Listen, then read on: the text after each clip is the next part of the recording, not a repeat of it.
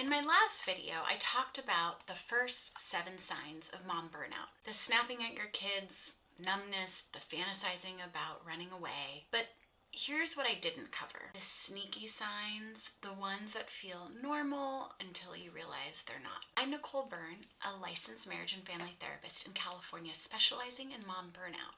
And today I'm breaking down 8 more signs that you might be missing and what they're telling you. So let's dive in. Sign number 8. You've stopped doing things that you used to enjoy. Reading, hobbies, exercising, seeing friends, they have all fallen off your radar.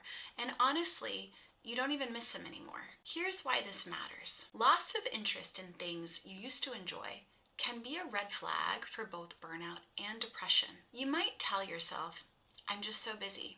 I don't have time for hobbies. But what this is oftentimes about our nervous system being depleted. Your body is so maxed out from constant caregiving and managing that it's difficult to access joy. Your friend invites you to something fun and your first thought is, ugh, I cannot deal with that, or I'm too tired to do that. You have a rare free hour and you just would rather sit on the couch. If this is you, this isn't about being lazy or boring. It might be burnout. Sign number 9.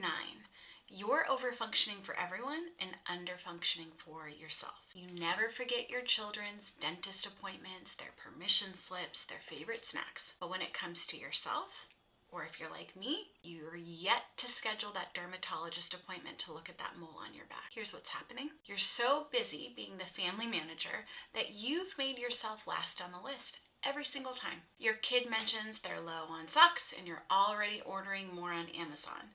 But you've been meaning to schedule that annual checkup for 6 months. Why does this matter?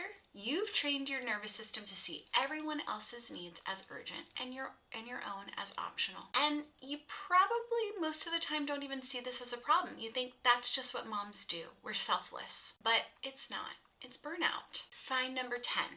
You say, I'm fine when you're anything but fine. Someone asks how you are, your automatic response is, I'm fine, or just, busy. Because the real answer is, I'm drowning, I'm exhausted, I'm overwhelmed, I resent my partner. That feels too big to explain. You've learned to perform fine while secretly drowning inside. Your mom asks how you're doing and you say busy with a laugh, even though you cried in the car that morning. Why does this matter? When you can't be honest about how you're actually doing, you can't get the support you need. We can't heal what we won't acknowledge. Sign number 11. You're touched out and don't want anyone near you. So your partner reaches for you at the end of the day and you physically recoil. This isn't not because you don't love them, but because the thought of one more person needing something from your body makes you want to scream. So this is likely not an indication about your relationship. Rather, it's about sensory overload from constant caregiving. All day long, your body has been touched, grabbed, climbed on, needed.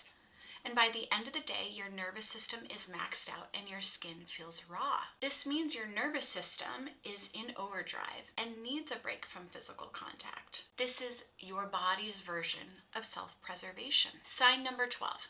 You're resentful of your partner, even when they're trying to help you. So your partner offers to do bedtime and you're annoyed because they're doing it wrong. They can't win and you know you're being unfair, but you can't seem to stop, and then that leads to your own version of guilt. Here's what's actually happening. Resentment can oftentimes be unspoken exhaustion that's been building for months or years. You're not mad they loaded the dishwasher wrong. You're mad that you're the only one who knows where things go, who remembers to run it, who notices when you're out of detergent. You're not mad they offered to help with bedtime. You're mad that it's framed as helping when it should just be parenting. Why does this matter? Resentment doesn't come out of nowhere. It's a slow build of doing more than your share. You can't nice your way out of resentment. It has to be named and addressed. Sign number 13. You're jealous of other people's freedoms, your childless friends, your partner who gets lunch breaks, the mom who travels for works, hey, even the grandparents who are done with parenting. You catch yourself feeling bitter about their seemingly easier lives, and then you feel so bad for feeling that way. Let me say this clearly. This isn't about not wanting to be a mom. It's about wanting to feel like a person again. When you're jealous of your friend's weekend away, you're not jealous of them. You're grieving the loss of your own autonomy. When you're jealous of your partner's ability to leave the house without packing a diaper bag, without having to check on you if it impacts the kids' schedules, you're exhausted from the constant load of keeping small humans alive. This isn't petty jealousy. It's your body saying, I need space, I need rest, I need to feel like more than just a mom. Sign number 14, you're forgetting things constantly and it scares you. Where did I put my keys? Did I respond to that email? What was my child's teacher's name again? Your brain feels like Swiss cheese. Mom brain is real. But when it's constant and you're constantly forgetting important things like losing your train of thought mid-sentence, that's cognitive overload from chronic stress. Why does this matter? Your brain can only hold so much. And when you're making thousands of micro decisions every day, your working memory gets maxed out. So no, you don't need to freak out. This isn't early onset dementia. This is your brain on burnout. When our nervous system is in constant stress mode, our brain prioritizes survival over memory. So really, this is the experience of cognitive effects of chronic overwhelm. The last sign number 15, is you can't make simple decisions anymore. What's for dinner?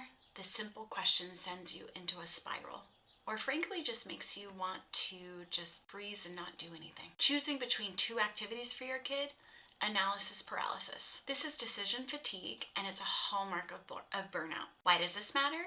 You're making thousands of decisions every single day as a mom, so by the time someone asks what's for dinner, your brain is tapped out. Our brain only has a certain amount of decision-making capacity. When you've been spending it all day long on everyone else, it can feel really hard to find clarity at the end of the day.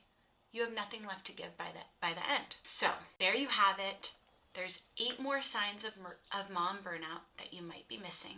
And if you missed the first 7, I'll link that video below. If you saw yourself in multiple signs, or even just 1 or 2, it might be an indication that you are burnt out. It also means you're a human mom. Burnout isn't a personal failure.